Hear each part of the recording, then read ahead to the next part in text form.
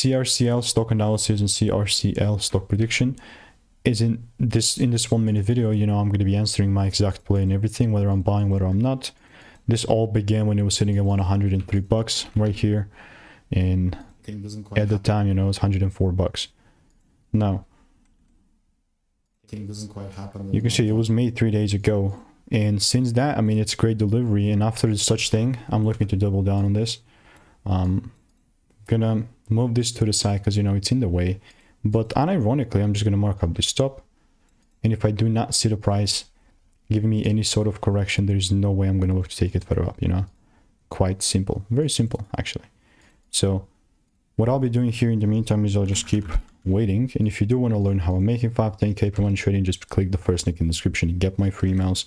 There's really nothing else that I'll be forcing here with CRCL. So you can see here I have so many previous receipts with CRCL, like 6 results pop up in the trade alert section. So goodbye and enjoy.